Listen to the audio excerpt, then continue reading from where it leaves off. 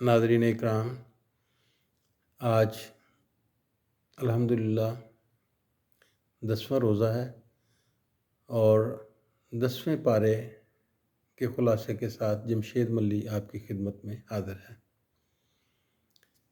10वें पारे का आगाज़ सूरह अनफ़ाल से होता है। इस पारे के शुरू में अल्लाह ताला ने माल गनीमत की तक़सीम का ज़िक्र किया है कि इस माल गनीमत में अल्लाह और उसके रसूल का सवाबदीदी अख्तियार 5वें हिस्से का है।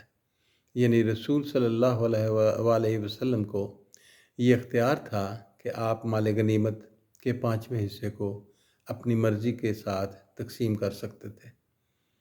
10वें पारे में अल्लाह ताला ने बदर के मार्के का ज़िक्र किया है कि शैतान लईन इस मार्के में इंसानी शक्ल में मौजूद था और काफ़िरों को लड़ाई के लिए उकसा रहा था। सराका बिन मालिक के रूप में मौजूद शैतान काफ़िरों को यकीन दिला रहा था कि मुसलमान काफ़िरों पर गलबा नहीं पा सकते। जब अल्लाह ताला ने जिब्राईल अलैहिस्सलाम की क़यादत में फ़रिश्तों की जमातों को उतारा तो शैतान मैदान बदर से फ़रार होने लगा। काफ़िरों ने उससे पूछा कि सराका, तुम तो हमें फ़तह की नवीद सुना रहे थे, अब कहाँ भागे जा रहे हो? इस पर शैतान ने जवाब दिया, मैं वो देखता हूँ जो तुम नहीं देखते। मुझे अल्लाह का खौफ दामनगीर है और अल्लाह की पकड़ बड़ी सख्त है।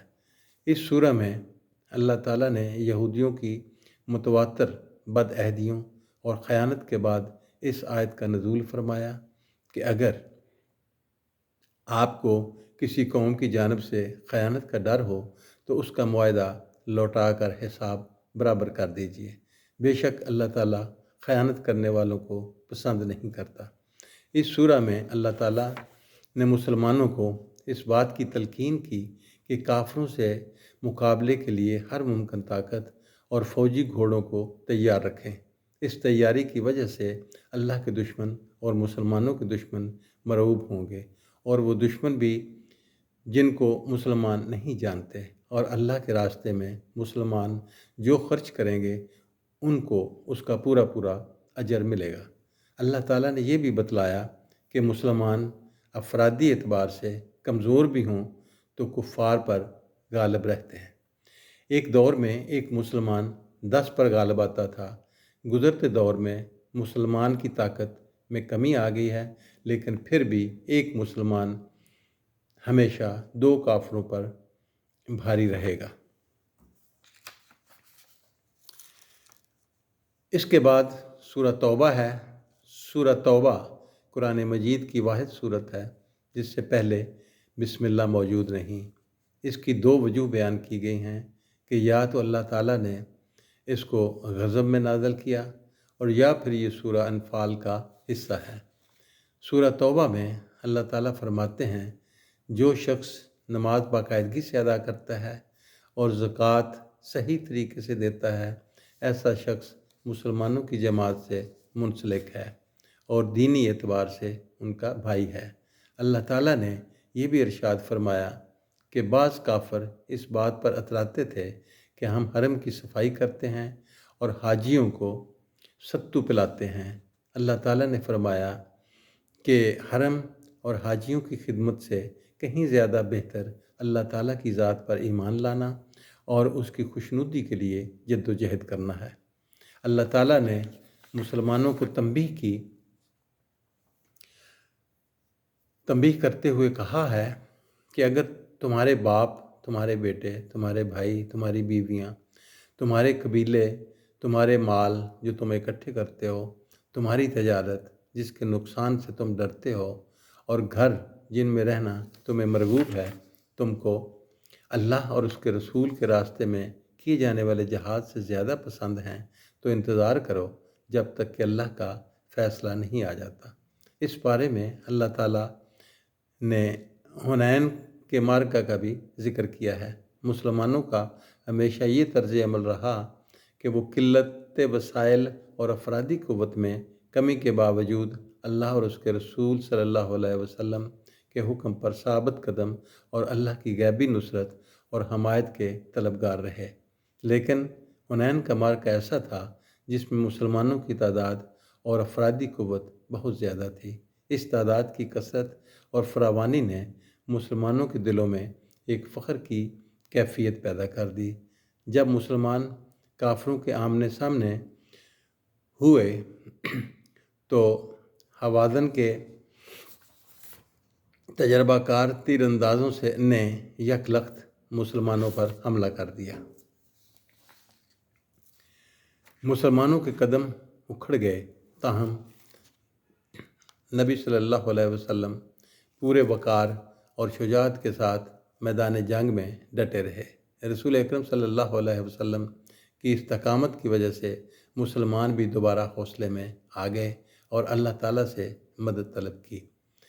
مالک کائنات نے مسلمانوں کو کفار پر غلبہ عطا فرما دیا اور مسلمانوں کے دلوں میں یہ بات راسخ ہو گئی کہ جنگوں میں فتح وسائل کی کثرت اور فراوانی کی وجہ سے نہیں بلکہ اللہ کے حکم سے ہوتی ہے۔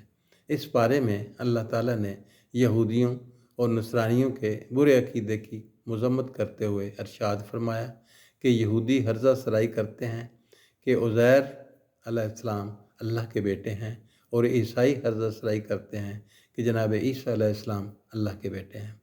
اللہ تعالیٰ ارشاد فرماتے ہیں یہ باتیں انہوں نے اپنی طرف سے گھڑی ہیں، اور اللہ کی ان پر مار ہو جو یہ جھوٹ بولتے ہیں۔ اس بارے میں اللہ تعالیٰ نے ان لوگوں کو وعید سنائی ہے جو سونا چاندی جمع کرتے ہیں مگر اس کو راہ خدا میں خرچ نہیں کرتے۔ قیامت کے دن سونے اور چاندی کو آگ میں پگھلانے کے بعد ان کی پیشانیوں کو، پہلوؤں کو اور پشتوں کو داغا جائے گا اور کہا جائے گا کہ یہ اس چیز کے سبب ہے جو تم اکٹھا کرتے تھے، بس اکٹھا کرنے کا مزہ چکھ لو۔ اس بارے میں اللہ تعالیٰ نے مصارف زکوٰۃ کا بھی ذکر کیا کہ زکوٰۃ کے 8 مصارف ہیں۔ اس پر فقیروں کا حق ہے، مساکین کا حق ہے، زکوٰۃ اکٹھی کرنے والوں کا حق ہے، اسلام کے بارے میں نرم گوشہ رکھنے والوں کا حق ہے، قیدی کا حق ہے، تاوان کے تلے دبے ہوئے لوگوں کا حق ہے، مسافر کا حق ہے، اور اللہ کے راستے میں اس کو خرچ کرنا چاہیے۔ اللہ تعالیٰ نے کہا کہ منافق مرد اور عورت ایک دوسرے میں سے ہیں، اور یہ بھی بتلایا کہ مومن مرد اور مومن عورتیں ایک دوسرے کے مددگار ہیں، یعنی غلط عقائد اور اعمال والے لوگ ایک دوسرے کے ساتھی اور صحیح عقائد اور اعمال والے لوگ ایک دوسرے کے ساتھی ہیں۔ اس بارے میں اللہ تعالیٰ نے اپنے نبی صلی اللہ علیہ وسلم کو اس بات کی تلقین کی کہ انہیں کافروں اور منافقوں کے ساتھ جہاد کرنا چاہیے۔ کافروں کے ساتھ جہاد تلوار کے ذریعے اور منافقوں کے ساتھ دلائل کے ذریعے ہوتا ہے۔ اس بارے میں اللہ تعالیٰ نے بعض منافقین کے اعمال کا ذکر کیا ہے کہ انہوں نے اللہ سے وعدہ کیا کہ اگر اللہ تعالیٰ ہمیں مال دے تو ہم اس کے راستے میں خرچ کریں گے۔ جب اللہ تعالیٰ نے ان کو مال دے دیا تو وہ بخل کرنا شروع ہو گئے۔ اللہ تعالیٰ فرماتے ہیں کہ اس نے ایسے لوگوں کے دلوں میں نفاق لکھ دیا اس دن تک جب ان کی اللہ کے ساتھ ملاقات ہوگی۔ اس سورہ میں اللہ تعالیٰ نے غزوہ تبوک کے موقع پر فتنے کا عذر پیش کر کے پیچھے رہ جانے والے اس منافق کا بھی ذکر کیا جس نے کہا تھا کہ روم کی خوبصورت عورتیں دیکھ کر مجھ سے صبر نہیں ہو سکے گا اور میں فتنے میں مبتلا ہو جاؤں گا۔ رسول کریم صلی اللہ علیہ وسلم نے اس کو رکنے کی اجازت دی تو اللہ نے واضح کر دیا کہ در حقیقت یہ بہانہ بنا کر پیچھے رہنے والے لوگ فتنے کا شکار ہو چکے ہیں، اور اللہ نے جہنم کو منکروں کے لیے تیار کر دیا ہے۔ اللہ تعالیٰ ہمیں 10ویں پارے میں بیان کردہ مضامین کو سمجھنے اور ان سے نصیحت حاصل کرنے کی توفیق عطا فرمائے۔ وآخر دعوانا ان الحمد للہ رب العالمین۔